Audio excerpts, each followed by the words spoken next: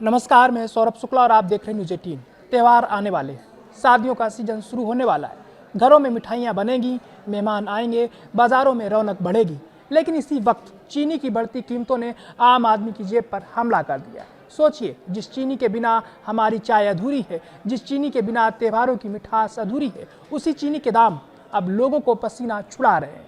महज 2 हफ्तों में कीमतों में 15% तक का उछाल देखने को मिला है। और सवाल सिर्फ कीमत बढ़ने का नहीं है, सवाल ये कि आखिर चीनी इतनी महंगी क्यों हो रही है। और सबसे बड़ा सवाल, क्या आने वाले त्योहारों में मिठाई भी आम आदमी के बजट से बाहर होने वाली है।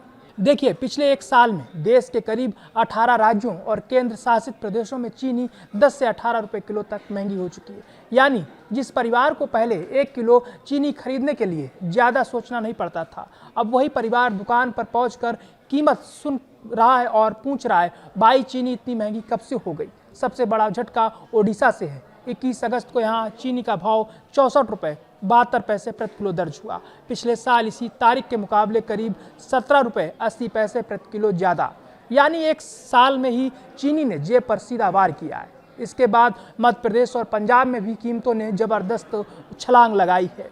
और बात सिर्फ ओडिशा की नहीं है, असम, दिल्ली, गोवा, केरल, मध्य प्रदेश, मेघालय, पंजाब, त्रिपुरा और पश्चिम बंगाल, कई राज्यों में चीनी के दाम 65 रुपये किलो के पार पहुंच चुके हैं। देश में औसत कीमत करीब 58 रुपये 23 पैसे प्रति किलो बताई जा रही है। लेकिन तस्वीर यहीं खत्म नहीं होती है।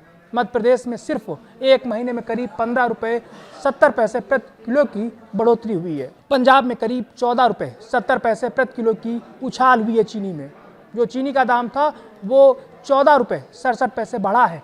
अब जरा उत्तर प्रदेश की तस्वीर देखिए। यहाँ मिलों से निकलने वाली चीनी का थोक भाव 5400 से 5800 रुपये प्रति क्विंटल तक पहुँच गया है। और इसका सीधा असर आपकी रसोई पर पड़ रहा है। खुदरा बाजार में चीनी 65 से 68 रुपये किलो तक पहुंच चुकी है। लखनऊ में 65 से 68 रुपये, पटना में 65 से 68 रुपये, मुंबई में अच्छी क्वालिटी की चीनी 65 से 70 रुपये, कोलकाता में भी करीब 64 से 70 रुपये किलो और दिल्ली में करीब 60 से 63 रुपये किलो तक के भाव सामने आ रहे हैं। यानी देश के कई बड़े शहरों में चीनी अब 70 रुपये किलो के दरवाजे तक पहुंच चुकी है। और ये सिर्फ एक आंकड़ा नहीं है, इसके पीछे एक आम परिवार की पूरी कहानी है। एक माँ है जो त्यौहार के लिए घर में मिठाई बनाने का हिसाब लगा रही है। एक पिता है जो बच्चों के लिए मिठाई खरीदने से पहले जेब देख रहा है।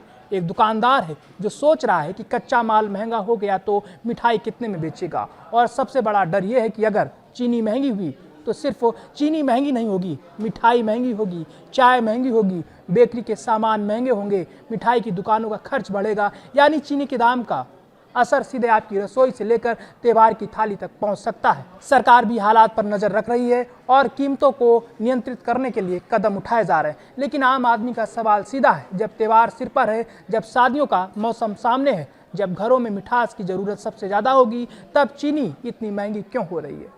क्या ये बढ़ोतरी कुछ दिनों की है? क्या आने वाले दिनों में कीमतें और ऊपर जाएंगी या सरकार के कदमों से बाजार में राहत आएगी? क्योंकि आम आदमी महंगाई के आंकड़े नहीं खाता, आम आदमी उस महंगाई को अपनी रसोई में महसूस करता है। और त्योहारों की मिठास अगर बाजार की कीमतों में फंस गई तो सवाल सिर्फ चीनी का नहीं रहेगा, सवाल होगा क्या महंगाई आम आदमी से त्योहार मनाने की आज़ादी भी छीन रही है।